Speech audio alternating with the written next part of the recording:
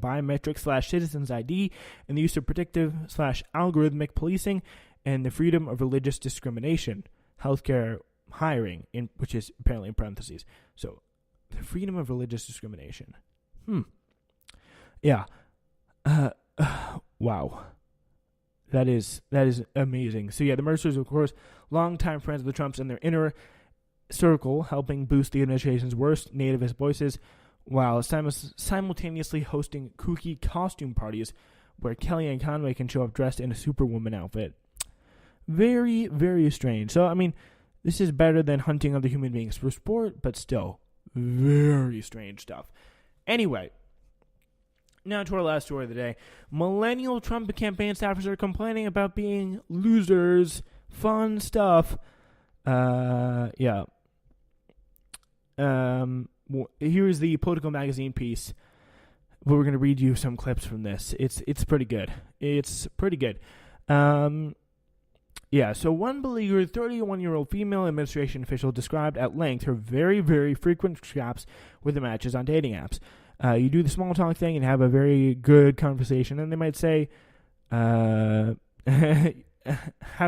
these are people who work in the Trump administration, Trump staffers, and the woes of being a young staffer in Washington D.C. They're not having the best time. So, yeah, apparently a very frequent scraps with matches on dating apps. So, yeah, so you do the small talk thing, you have a very good conversation, and then they might say, you don't vote for Trump, right? And then she says, as soon as I say, of course I did, develops into all caps, how could you be such a racist and bigot and say you're going to take away your own birth control? In one recent star-crossed exchange, the officials told a match she worked for the federal government. When he pushed and she revealed she was in the administration, he asked, do you rip babies from their mothers and send them to Mexico?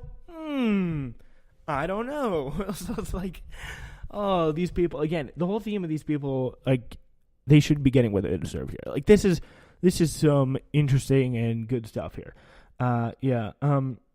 Evasive answers will only get you so far, though, since many dating apps provide enough information for inquisitive users to sleuth out their matches' identities.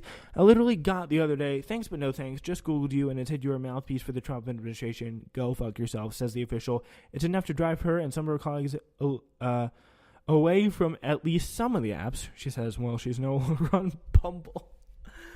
Oh, wow. Yep.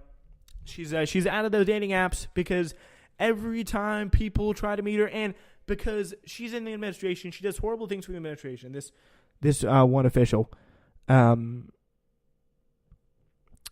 she has to leave Bumble. She has to leave Bumble because no one likes her, and she's a mouthpiece for the Trump administration. She says, "Go bleep yourself." Young staffers have had to develop a keen sense of when to have the talk with their romantic partners. One male former White House staffer says, I've still been able to hook up with women. Oh, good for you. That's pretty shocking on your own. But I know that I need to be careful about broaching the Trump stuff.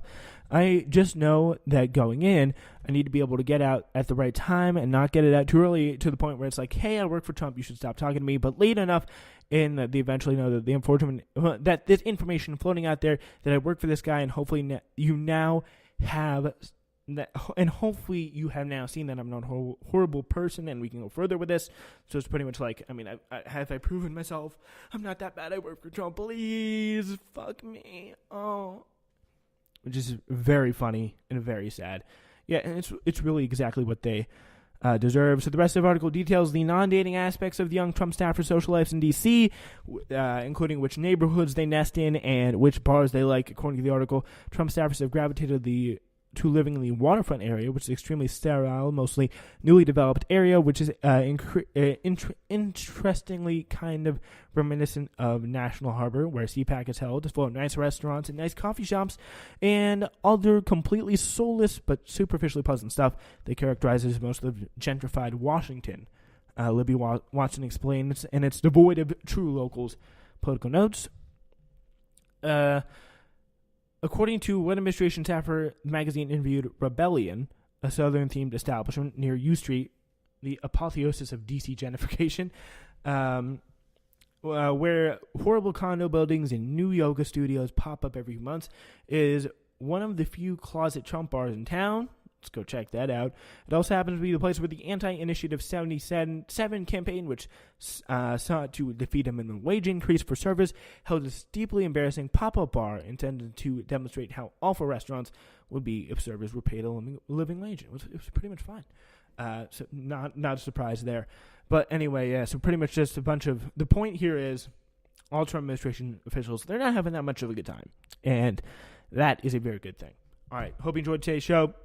We'll see you midweek for a midweek edition of Newsflash.